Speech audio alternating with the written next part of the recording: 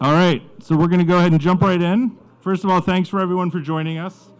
This is the actual 11th pitch contest we've done in the last year and a half. We've done these from all over LA to Miami, up to Denver, Vancouver, Toronto. So it's been all over the country. We've always had a bunch of amazing companies, as you'll see 6 today, and a great group of 5 judges who I will introduce shortly. And the reason we do these contests is because they embody the type of companies you could find on our platform, Leafwire. So if you're not a member, come join us on Leafwire. We have 21,000 members already. Thank you. That are all cannabis business professionals. It's free to join. You can network. You can find investors. You can look for jobs. I was going to say, I don't think that's our... Okay. If you're raising money, we have accredited investors on the platform. We have almost 1,500 accredited investors that you can meet, contact, communicate with. You can post news, you can promote events, everything you do on a LinkedIn type platform. So if you haven't checked it out, come join us on Leafwire. We'd also like to thank Entrepreneur and Green Entrepreneur for being the sponsor of the event. They actually provided the prize for this.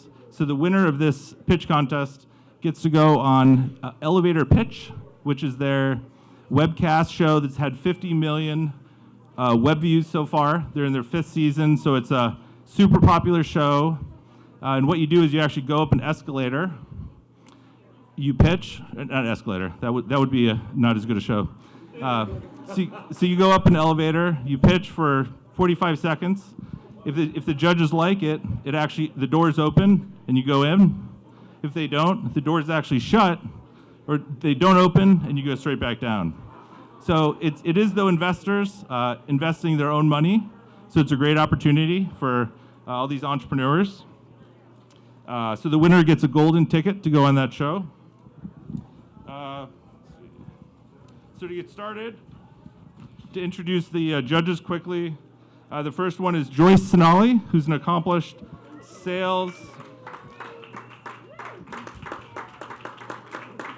And as I've seen just walking around, very well known in San Francisco as well. COO and partner at Big Rock Partners, a highly respected VC firm in the Bay Area, focused on the intersection of food, hospitality, and cannabis. Next, we have Doug Hanna, who brings right here, who has 25 years of experience in alternative investments, in real estate and distressed assets. They've completed more than 100 million of debt purchases. Doug now brings that expertise into cannabis and has started a fund, Silverleaf Ventures, and has been a partner from about 3 years ago, and they've been actively investing in this space ever since. Next up is Helene Surveillon, right here. An accomplished entrepreneur, advisor, venture capitalist with a passion for advocating for female entrepreneurs. Currently, Helene helps run a $100 million multi-stage venture firm and is focusing on early-stage consumer and tech startups within the cannabis and hemp space. And next up, Gary Allen, right here. A visionary thought leader with decades of experience from the digital ad tech space. Currently, Gary is Chief Operating Officer of New Frontier Data, and he's led his company to raise millions, scale quickly, and has become the preeminent data source in the cannabis industry. So thanks for joining us, Gary. Last but not least, we have Gaynell Rogers, who is a true innovator and founder, really, of the cannabis industry in general. She's been in since 2009. So for more than a decade, she's been promoting the space and has done a lot of interesting things, some of which were working as head of media and relations for Steve D'Angelo and Harborside for the last 9 years, basically. And also, Gaynell is now founder and managing partner of Treehouse Global Ventures, a VC firm built by women to support women in minority-owned businesses. So thank you, Gaynell, for joining us. So we have a very accomplished panel of judges, and now to go ahead and get started, we'll start with a pot, Jason Levin. So I'll go ahead and hand over the mic to you, and they'll have 3 minutes to pitch, and then a 3-minute Q&A from the judges.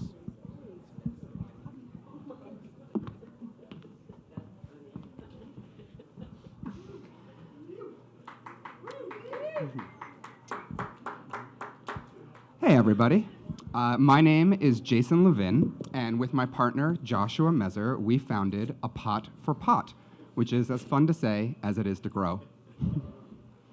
So 77% of US households currently garden, and according to the National Gardening Survey, over 19 million Americans would grow pot at home if it were legal in their area. And because of this, we founded A Pot for Pot, the complete kit to grow cannabis at home, just like any other houseplant, on your desk, balcony, windowsill, or in your home garden. We think of ourselves as Blue Apron meets Chia Pet, but for growing weed. So we give you everything that you need to go from seed to harvest in just 80 days. And as you can see from the testimonials, our customers are loving the experience. We are the only grow kit on the market in our price range, and we offer a product to suit every budget, including +1 expansion kits to add additional pots to your grow, or to recharge an existing kit to restart that 80-day harvest cycle. We also offer targeted upsells at each stage of the grow cycle to our customers, and we're able to sell globally because in each kit there is a $40 seed discount coupon. So customers go to our online seed partner, ilovegrowingmarijuana.com. They pick whatever strain they'd like, and then they receive free seed shipping anywhere in the US and to most countries. We have over an 85% margin on our e-commerce sales and a 70% margin on our wholesale sales. We have a recurring relationship with each of our customers because they repurchase every 80 days to start a new plant and restart the harvest cycle. And we offer 24/7 online grow support to educate and to empower our customers through that entire journey. We're able to sell into a global market thanks to our third-party seed solution, and we offer a sourcing and cost advantage to our customers over buying the individual ingredients separately in bulk. We have a first-mover advantage in our market space, and we're protected from copycats because soil import regulations create a barrier to entry for most competitors. We also have an exclusive partnership with the largest online seed retailer in the world servicing the US market. Our core team consists of over 10 years each industry and startup experience, and our online corporate partner, I Love Growing Marijuana, grew their sales from launch to 10 million annual revenue in less than 6 years. So with their help, we hope to grow even faster. We were oversubscribed to our angel round, and we currently have $750,000 of inventory assembled in our warehouse, and as we speak, it is flying out the door to retailers across America and to very happy customers all over the world. So right now, we're seeking passionate hires and potential leads for a possible round next year to keep up with the phenomenal growth that we're seeing. Thank you very much.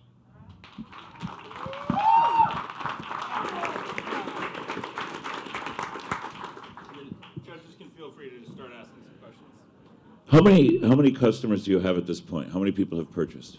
So I believe we're at about a little over 2,000. Starting from? About a year and a half ago, give or take, maybe a year and 4 months. I have a couple questions, so if you guys want to jump in. What? So the second purchase. So you said that every 80 days they're going to buy a new plant but isn't that second purchase through a third party? So what happens is they purchase the seeds from our seed partner, and they receive a pack of 5 seeds. And so with those 5 seeds, it's 1 seed per kit. And so they come back to us and they purchase our expansion kits to restart their grow and get all the consumables over again. Oh, okay. That's all I have. Do you have an age consumer demographic on your consumer? Yeah, we found that we really hit our sweet spot with 2 different demographics. There's the 28 to 38-year-old kind of young professional hipster living in an urban environment. And then the other demographic that we really resonate with are homeowners and baby boomers, who really, they're already gardeners for the most part. They're familiar with gardening and they're interested in growing cannabis. And now that it's legalized in their area, they feel empowered to try it. I'm an investor in two bioscience companies, Front Range and Phylos, and do you have documentation that you can ship THC seeds across state lines? Because it was my understanding you can. So we do not ship the seeds. We have nothing to do with that transaction. We don't take payment for seeds. Our policy is that if the customer is comfortable growing at home, we'll give them a discount and point them in the right direction, but that relationship is between them and the seed supplier. So talk about upsell a little bit. Obviously, seed partners, lighting partners, otherwise. Yeah, we resell lights on our website if they want to. We encourage customers to grow with the sun because it's free and it gives them a full spectrum of light. We also direct them to order what's called autoflower seeds, which is why they're able to finish so quickly. It's a little less complicated because you don't have to control the light cycle the way you do with commercial cannabis. For those who are unfamiliar, commercial cannabis flowers when it sees 12 hours of daylight followed by 12 hours of dark, which if you're growing outdoors would be in the fall season. But if you want to grow year-round, indoors or outdoors, you can grow what's called autoflowers. And the genetics of those are based off of a timer. So they flower within that 80-day span no matter what you do. It's much simpler and more approachable for hobbyists and first-time growers. And regarding upsells, at each stage of the grow, we have email campaigns to sell them, whether it's molasses, additional nutrients, lights, smoking accessories, just all kinds of things to supplement their grow. What's the percentage of, sort of revenue in the margin side? From the upsells? Yeah. So we have about a 40% return customer rate. In terms of the upsells along the path, it depends on which particular upsell you're referring to. For instance, we have an email that goes out that encourages them to buy 4 more of our seedling kits since they have 5 seeds from the seed supplier. We have another that goes out to encourage them to buy the expansion kit when they're coming to the end of their 3-month cycle. And we're just constantly layering more in and testing it. So it's changed quite a bit over the past 6 or 8 months. And what are your sales projections for year 1 and year 2? For upcoming year 1 or year 2? Yeah. So the 10,000 units that we've got in inventory right now, I would love to move through in the next 6 months. The thing is, I think that probably about 20 to 30% of that will be through retail stores. So those will be wholesale and not e-commerce margins. But they're worth, if direct to consumer, it would be $750,000 of revenue. In year 2? For year 2, we want to grow that and start doing 10,000 unit orders more regularly, every 6 months or every 3 months. All right, that's all the time we have, but thank you for the question. Next up is Sam Neff with Engage Solutions. And the clicker is In my pocket. great. Thank you so much. Thank Great you. job. Thank you. This clicker. Hi, everyone. Yes, here we are. So I'm here to speak to you about something in very early stages, and we are called Engage Solutions. A little about myself: I've spent the last 25 years in education, digital education, and specifically collaborative learning. Had a lot of success with global learning, specifically for investing, for math and sciences, and then for teaching English to the world. We got to see what happens when you get experts together with people who want to learn something, and to see the accountability that happens within peers. Some tremendous results with learning when you have the social aspect combined in the right way. So I'm in the realm of digital learning, and I want to bring that to the cannabis industry. So we've got changing demographics. Women and baby boomers are seen as the fastest growing demographic.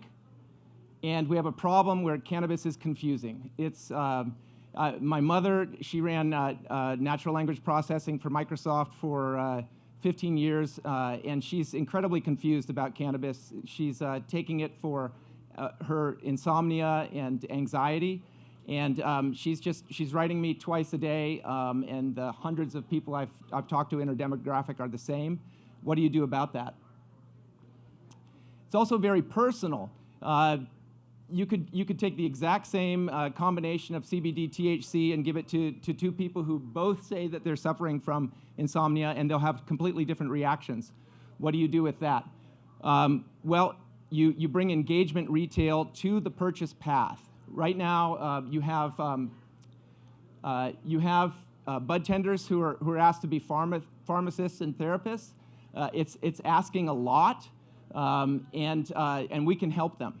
We can empower those at the dispensaries to do their job better with much more confidence. We call them superhero shaman, and we want to give them the same level of notoriety as influencers that you see in social media realm. But again, not the, I just went on vacation, but here's something of tremendous value for you. Here is learning. Here are groups to join, people who have the same issues as you, and people who are looking for the same thing. Here are bud tenders who are local to you, who you can go meet in person, and bud tenders who have now become celebrities who might be visiting near your town. Engagement retail takes what you see in cannabis platforms and in social media platforms and brings them together as part of the purchase path.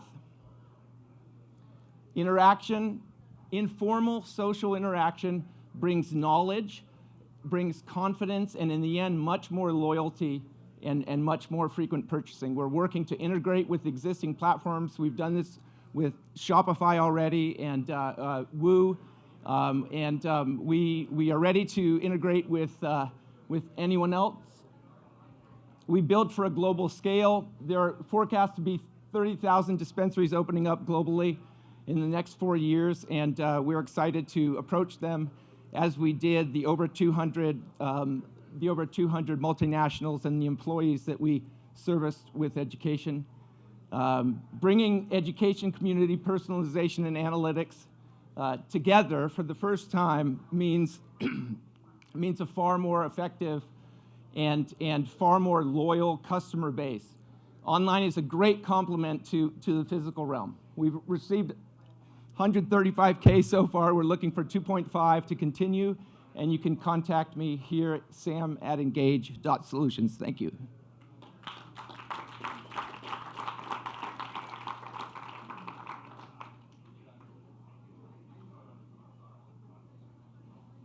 Questions? So your customers are dispensaries. Would they also be delivery services? Do you kind of have a sense of how the addressable market online hits those customers in terms of, configuring your TAM? We are looking to empower dispensaries and delivery services. Yes, we are looking to bring an online complementary online component to the point of sale software they already use, the delivery software they already use, and we have a team of about 40 engineers right now, ready and waiting for all the integration that's required. We have our APIs defined, and are excited to work with anyone who wants this informal component added to what they already have. This is Doug. I think it's a great idea, but I would like to find out a little bit more information on what your revenue model is. You didn't really discuss that. Are you a SaaS model? Explain how you're going to make money. So thank you. So we are a very, very early stage. Right now we're going to be giving it away for free for the first 2 years. And probably after that, a $200, $300 very nominal fee for the SaaS service. But ARPU will be our main source of revenue. We're looking to go global, go large, and at a very modest ARPU of about 60 a year, we're profitable within 3 years at about 1.5 per quarter. So question, profitable at doing what? Profitable supplying the right, what's valuable about social media in terms of education to people who are looking for customers who will purchase more because of the greater clarity they have. So are you giving your customers insights into the engagement and the performance of the engagement of their buyers? Yes. Of their consumers? Yeah, so absolutely. So tied into it, the personalization part is the fact that I'll be able to set up my profile when I do go into a dispensary.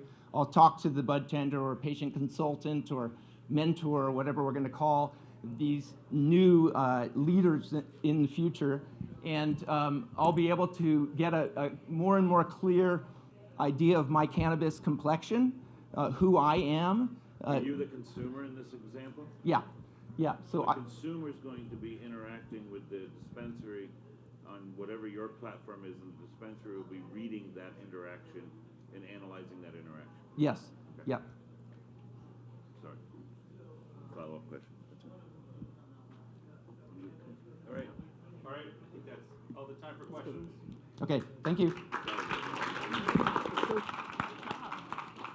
Next up, we have Patrick O'Malley with OG Reefer. Oh, okay.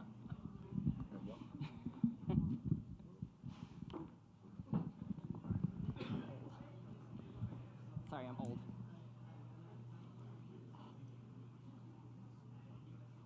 So hi. Hi, I'm Steffi O'Malley, and I am the co-founder and COO of the OG Reefer Company. Like many of you, I first got interested in cannabis for medical reasons. I am a cancer survivor, and I also have MS. It affects me in different ways, like I have to read this, I can't memorize speeches. For the last 20 years, cannabis has helped me every day. Patrick and I started the OG Reefer Company as a way to help others discover the myriad benefits of cannabis. I am also a tobacco smoker, and I designed Hempies, our CBD cigarettes, to smoke just like a cigarette. They are by far the best CBD cigarette on the market, and consumers notice that. Our same-store sales are phenomenal. We already have many loyal customers, and we reward them by giving them free swag, further imprinting our brand. Now, I understand that you may personally cringe when you hear cigarette, but first you need to know this fact. Tobacco smokers who switch to Hempies smoke 85% fewer cigarettes. When every smoker switches to Hempies, there will be $255 billion and 408,000 lives saved annually. That benefits all of society, doing well by doing good. Now, think about the huge, largely untapped market of smokers. There are 45 million Americans who smoke, and companies are afraid to market to them. Smokers are starved for attention. They have been made to feel that they are bad people, and they're not. They are extremely loyal, brand-conscious consumers who regularly spend a large chunk of their paychecks on cigarettes. They are a different type of subscription model. A cigarette smoker doesn't go into 7-Eleven and say, "Give me whatever you got." No, they call out their name by brand. The day will come when they will ask for Hempies by name. CBD cigarettes will be a $10 billion market because tobacco smokers are CBD users, and the FDA is actively outlawing tobacco. Hempies are 100% certified organic, Colorado-grown hemp, nothing else. An easy substitute for those impacted by the vape scare and soon-to-come bans on tobacco. When Big Tobacco can no longer sell menthol cigarettes, Hempies menthol will be there for our consumers. And we will exit to a Big Tobacco company because they will need us. Patrick and I created the world's first cannabis CPG incubator and ran it for 5 years, so we know how vital a good team is. We recruited experts from both cannabis and Big Tobacco, as well as branding and marketing experts. This team knows how to build a brand and how to package it for an exit to Big Tobacco. We have monetized multiple exits in cannabis CPG. We also have Big Tobacco M&A experience in acquisitions, spin-offs, and even divestments. This is the most experienced and qualified startup team you have ever seen in CPG, or frankly, any other vertical. This team knows how to build a brand and how to package it for an exit to Big Tobacco. Sometimes you have to take a step back to go forward, back to basics, back to smoking pure organic substances, back to enjoying life. Opportunity, team, exit, and doing well by doing good. These are what make OG Reefer the next big thing. We are the OG Reefer Company. Come join the tribe and be a part of the next big thing.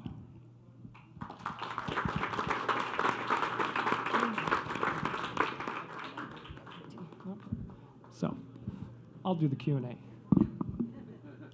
Labor sharing. Margins and revenue. Same question as Helene had earlier, like what does revenue look like for 12 months forward? 12 months forward, margins are going to be terrible, and revenue is going to be small. And by that I mean, I'll give you an example. Right now we make it at artisanal level, but we brought in machinery just last week. We're still dialing it in. That'll allow us to about 10x our manufacturing capacity. That's where our constraint was up to this point. To date, I think September numbers are about 10K in wholesale. And so now we're leapfrogging that with manufacturing. So, to get us up to 100K a month, that's where salespeople come in, and quite frankly, I'm only one guy. The forward margin. Oh, well, margins right now are fairly small. With the new machinery we got, we actually went from basically break even on COGS to making about a 30% margin. But if you look down, down the road a little bit, just an interesting fact is that in big tobacco at full scale with the factory level production, you're looking at COGS of 8 pennies per 20 pack. So basically free. So what's your wholesale price and suggested MSRP? Today's wholesale price is $5, MSRP is 10, and in our pro forma, we recognize For a 5-pack. for a 5-pack, yes, need to be clear about that. And in our pro forma, basically, we project basically all prices declining, both inputs and actually our wholesale price, just because of competitive pressures. So, 5 years from now, we will not be wholesaling a 5-pack for $5. It'll be about 2.5. Can you walk us through your distribution and retail strategy and what you've Sure. created so far? moving Strategy, forward? of course. Basically, our best entry point right now is head shops. And there's about 7,000 head shops in the United States. And they love our product. Quite frankly, one of the KPIs, it's not a numerical KPI, but it's just one of those feel-good things, and I just saw it happen again yesterday on a sales call, was that once stores have had our product on their shelves and selling it for 30, 60 days, they stop carrying other combustible hemp products. They drop the cigarettes, they drop the pre-rolls, and the guy yesterday, he dropped his loose flower because you know what? That MSRP on that eighth was $20, and we're selling an eighth MSRP $10. So yeah, our margins today aren't great, but we're not trying to get rich in the next 12 months. We're trying to build a brand. So you had a really big number up there. Big number. You want to have $4 billion exit. So Yeah. if you get out of anecdotal for a second, Yeah. right? What is your profit margin in 2 years? In 2 years, our profit margin should be approximately 50%. And that's assuming What's your manufacturing capability in 2 years? How many per units per day? Ooh, that's a really good drill down question that I'm not going to try to answer because I'm going to get it wrong. So one real quick recommendation: if you're going to put a $4 billion exit up there, that type of information is going to be something that judges and investors How to are scale. you're going to have to know about the scale. Yeah, that's a year 5 number. And, that's based on year 5 sales, 200 million. And that actual $10 billion number, that's a 10-year projection. And I base that on, the 4 billion is a 20x multiplier on 200 million of year 5 sales. And big tobacco generally pays double-digit multipliers on top-line revenue when they buy a new brand in a new category. But sometimes it's up as much as 300, or in Altria's case, 36x. Talk about your supply chain. It's pretty straightforward. Hemp is already become a commodity. That is not the choke point here. The choke point is distribution, and the choke point is branding and marketing.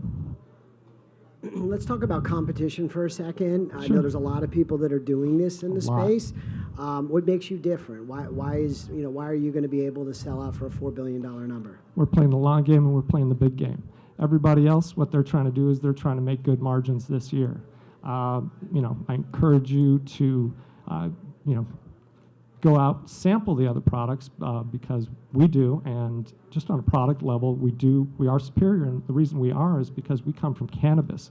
We don't come from tobacco. And at the end of the day, this isn't a tobacco product. It's in a delivery system that's typically associated with tobacco, but it is in fact a cannabis product and has different use cases. Have you won any awards or had any accolades for the product that you've put out so far to date? Awards being, I'm not sure what industry group or, where awards would happen. No, I'd say no. I mean, my award is that I had to give my first case away into a shop, and within 5 months, they were buying $600 a month. That's my award. All right, I think that's all the time we have. Thank you, Steffi and Patrick.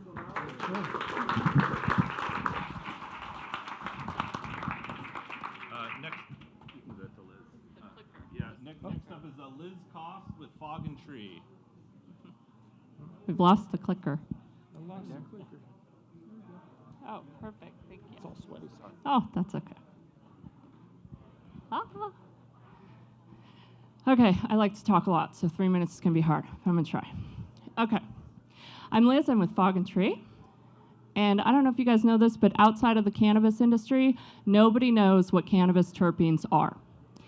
Even the $46 billion fragrance industry that produces cannabis fragrances, they aren't using real cannabis terpenes. They don't know how to formulate with them. They don't know how to source them. They don't even know that cannabis terpenes have olfactory benefits. So at Fog and Tree, we are on a mission to educate and enhance the lives of our consumers using beneficial cannabis terpenes. And we've created a product line that's all natural, experiential, and infused with authentic terpenes. Our first product we launched in December, it's an Eau de Parfum.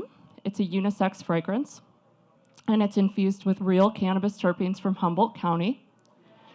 Woo! We use all natural ingredients. We are considered a niche fragrance, which is the fastest growing market segment in the fragrance category.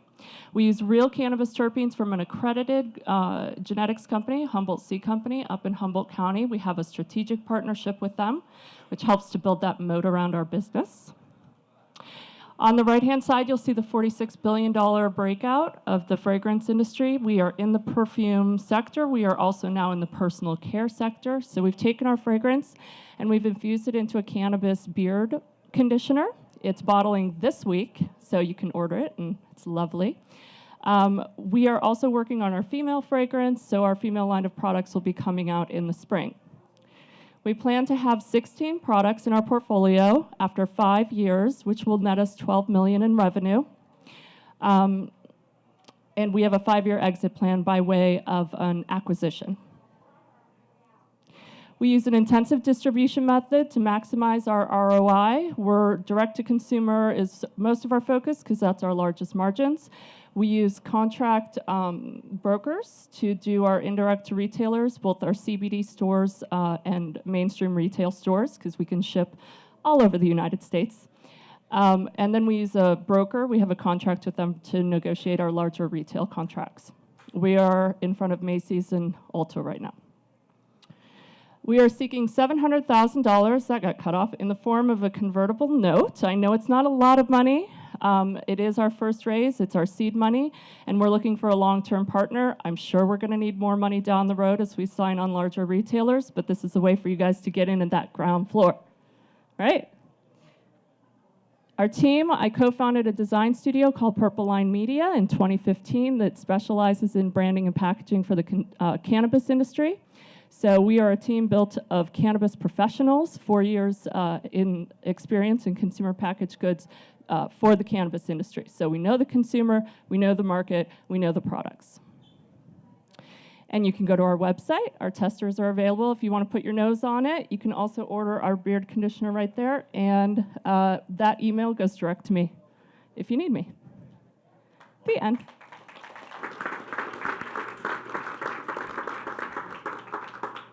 Be nice. How many beards are there in America? No. So many beards. Actually, the men's grooming category. A lot. Yeah, the men's grooming category is a very fast-growing category, and we found a large hole actually in the CBD industry itself.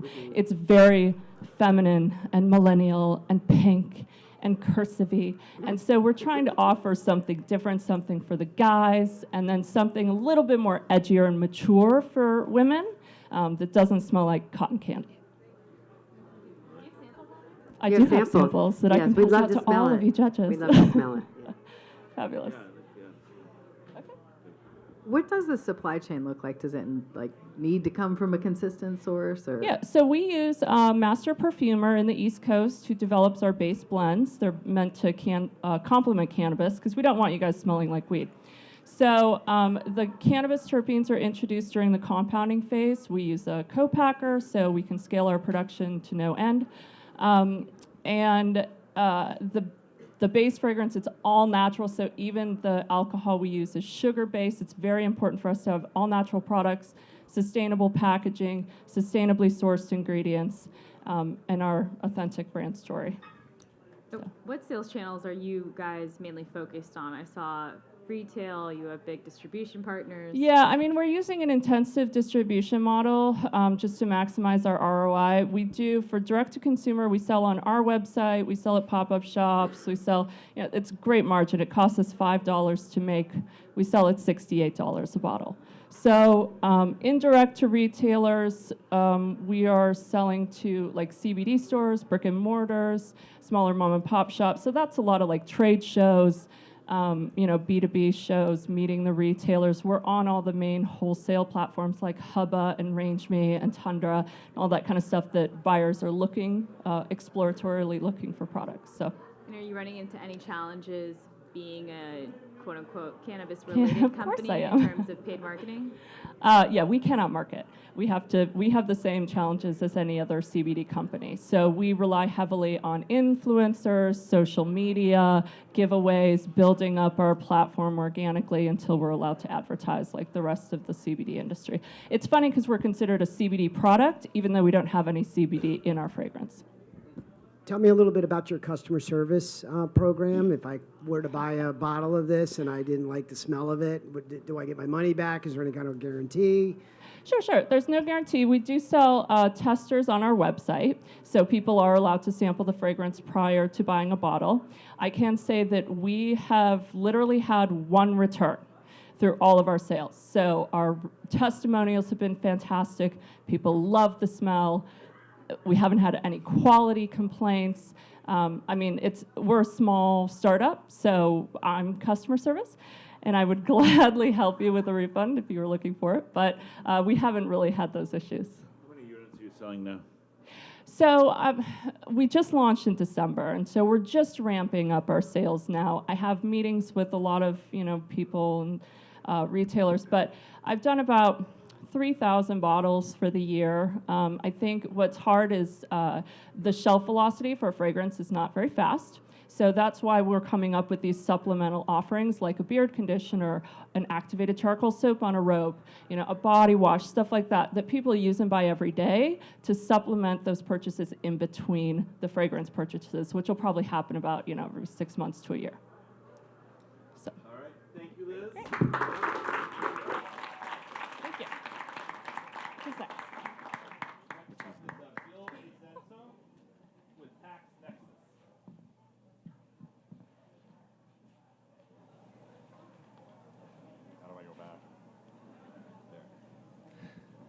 Hi, everyone. My name is Bill DeZenzo, and I'm a co-founder of TaxNexus, the cannabis tax compliance company. The problem is rampant tax noncompliance throughout the cannabis industry. Chaos reigns as business owners struggle with calculating complicated transactional taxes and business taxes that are regards to cannabis. This ends in regulatory failure, where the regulators are losing money on their tax revenue, and it also puts businesses in jeopardy of acquiring huge fines. The solution is the TaxNexus transaction to Treasury cannabis tax compliance solution that alleviates the pain of tax compliance for the business owners in their attempt to audit, calculate, file, and pay their cannabis taxes. We are currently working, and the business model is we're currently working through the point-of-sale software companies that we're currently partnering with in order to do the transactional tax calculations. And then they actually bring us on to their customers themselves, their tax-paying customers, the dispensaries, the delivery, and other retail, for us to fulfill the transaction to Treasury process by doing the filing of their cannabis taxes and any audits that they need done. Again, our growth is through these channel partners. We did originally go direct to consumer with a few tax-paying businesses to streamline the business, but we're essentially going through the point-of-sale guys currently because they are tremendous access to customers. They also will be paying us through API calls directly. So this would be the point-of-sale folks also paying us to do API calls in order to handle the transactions. the way that we're going about getting these businesses, there's a lot of earned media, and we plan on there being lots of information coming out of people suffering from fines in the industry that we can help them alleviate. Our current traction is we're currently servicing businesses in California and Oregon, providing transactional tax compliance, doing the calculations all the way through to the filing. We've currently signed on 3 of the big point-of-sale systems within the industry. We have one of those integrations completed, which is helping us handle our customers in Southern California currently. And we're going through Metric in Oregon to handle our Oregon customers. We're looking to get $1 million in order to handle the rapid expanse that we're taking on right now. The use of proceeds is going to end in 3 partnership integrations and product market fit for the business. And we plan on hitting our metrics for starting our Series A in the beginning of 21. There isn't a lot of competition today. Currently, most businesses are handling this through expensive accounting efforts or just simply not really trying very hard at all. The services that we provide, full transaction through Treasury, is something that is not actually found fully today. Our other competitors that are fulfilling these services in other industries like energy, telecom, and alcohol are companies like you see there. Those companies are unable to get into cannabis due to federal illegality, and they are someone that we're looking to acquire, us. Our founders have over 30 years of experience in Silicon Valley. Myself and Vernon Keenan have done work for companies like Salesforce, Oracle, and Merrill Lynch. Jasmine Davalou is a licensed attorney in the state of California, and she heads up our regulatory compliance research and customer care. And I'd like to answer your questions.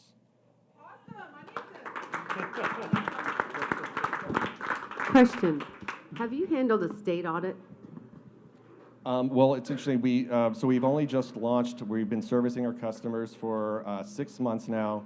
None of them have had an audit done. However, one number I'd like to point out is one of our Oregon customers last year had to pay over $37,000 in fines due to tax noncompliance, and she's currently fine-free this year. But does the platform support a state audit? Yes, it does. If a customer came to us and they were being audited, we can provide them with all of the materials that they would need in order to give it to the auditor. So is it the platform or is it the service that's providing the audit support? It would be the service that would be handling the audit, yeah. How many cannabis companies last year in the U.S. were fined because of tax? I don't have an answer for that because I haven't talked to them all, and I don't have specific numbers on that. But I think the issue that needs to be pointed out is that all of these companies, speaking for California specifically right now, and having been on the board for the CDTFA, these guys are not going after cannabis companies for non-tax compliance yet. They gave them a very long leash because they're all very busy with product compliance currently, which is a more important factor for them. But I know from speaking to them that in the beginning of next year, the hammer's coming down. I see you're in Berkeley, California, but are you doing these state audits in any of the 50 states or just in California? We're currently live in Oregon and California. We are able to take on customers in other states, but first of all, we're working through the point of sale systems and going through their customers because they're our fastest access to making a lot of money. And is it a SaaS like service provider model? Is there a transaction fee for every occurrence? So through the point of sale systems, there is an API access fee. So for every call, there's a transaction that's happening between us and the point of sale system. And then their customers, the tax-paying customers, will pay us a monthly SaaS fee to maintain the information and then an additional amount to file their taxes for them. What are you charging per API call? That number, there's actually a large breadth of the low end and the high end, and I'm not so sure if I'm allowed to tell you that right now. Now, Okay, thank you. Next up is Jonathan Fornacci. Jonathan Fornacci, Clarion Compliance. Hey, good afternoon. My name is Jonathan Fornacci. I'm with Clarion Compliance. So we know what the problem is. It's directly related to this business, right? There's no third-party audits, there's no AML. We basically put together and built a SaaS solution we spent the last 2 years building to handle basically all these pieces. It does real-time monitoring, it does on-site inspections, it does product verification. It gives you that peace of mind in the compliance world. Let's face it, right now there would be a lot of companies that should be very happy if they had compliance in place. They wouldn't be running through these issues. It is a SaaS solution, so we do a number of different pieces with it. And probably my favorite piece is we've got the database that tracks everything within a dispensary, anything into a grow. It tracks all that data. We do real-time updates to that database. In addition, we do multiple audits per year where we come in and check everything from process procedures to actually product checks. We'll actually run product checks. If someone has a pre-roll in their case and they say it's this, we'll actually pull it out and we'll send it off to a test to make sure and verify that actually is the case. In addition to that, we have another piece of technology that scans every single dollar bill that goes through the dispensary or the grow, and it tracks the serial numbers. It ties it back to the POS system, so we actually get product data and everyone's driver's license number, so when they purchase. And it's all stored in blockchain. So you can provide that data to your bank. You can provide that data to the insurance companies, because now what you have is you have a huge amount of data to back up that, hey, we know this $100,000 that came through, where it actually came from, who it actually came from, and what the actual transactions were. So it gets rid of simple problems like dispersion, all the other things that happen inside a facility.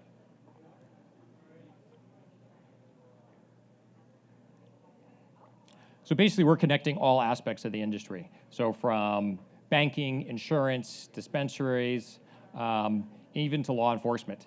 So this database is fantastic if you run into any issues. If you're getting audited and you can provide, a year's worth of data of every single transaction, every single serial number of every dollar bill that's gone through there, everybody that's bought and sold through that process, it provides you a huge amount of protection. In addition, because we're constantly going out there and doing spot checks to validate all these pieces. Right now with the competition, we really haven't found anybody that does everything. There's companies that do piecemeal, and they provide one part of the solution, but nobody's really doing the full compliance piece of the industry. I think that's really what we do. We bring together the full compliance aspect of it.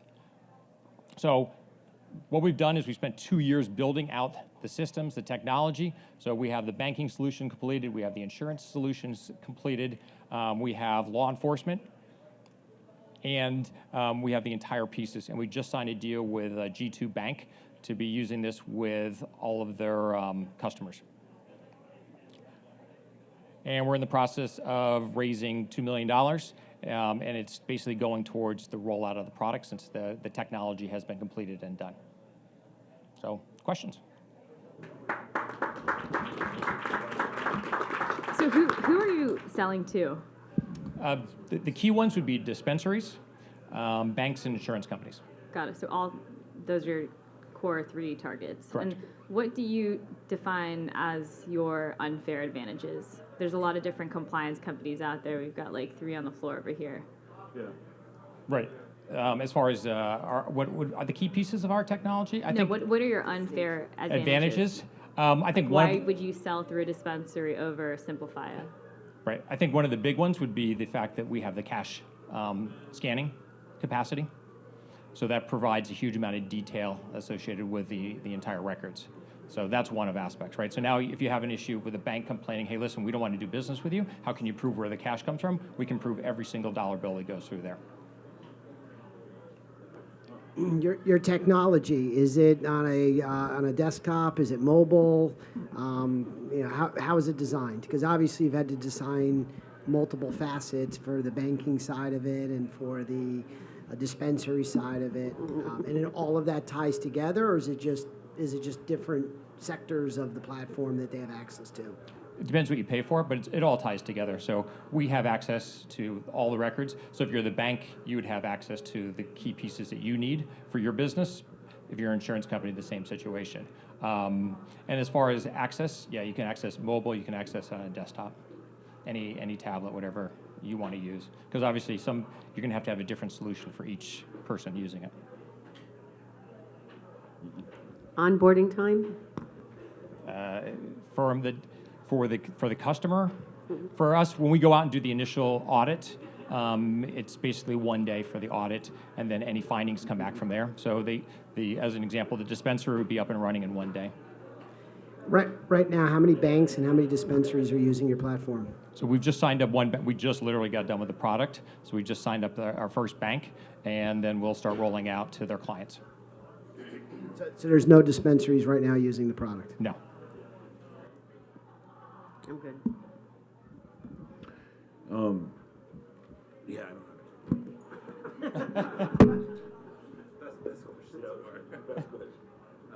Any other questions from the judges? All right. Thank you.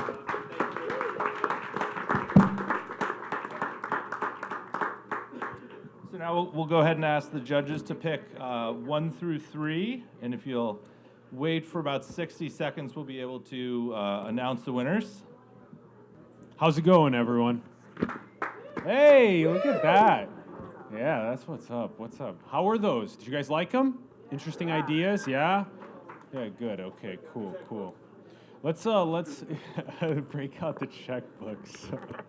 Straight up.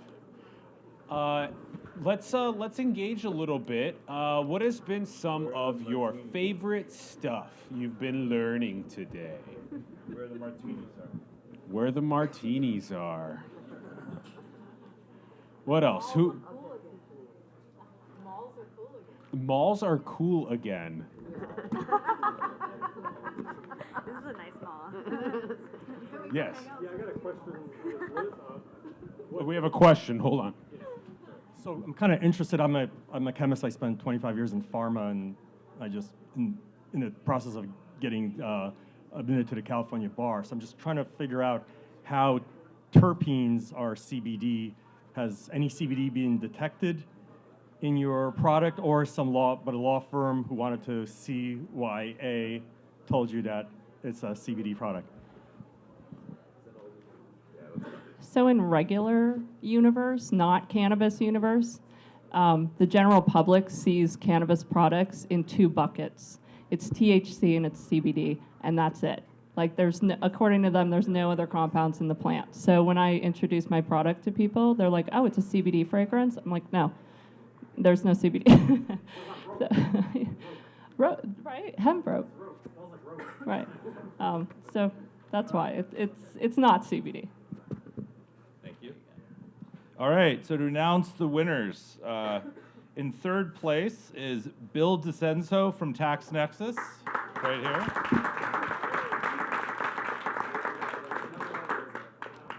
2nd place is A Pot for Pot with Jason Levin.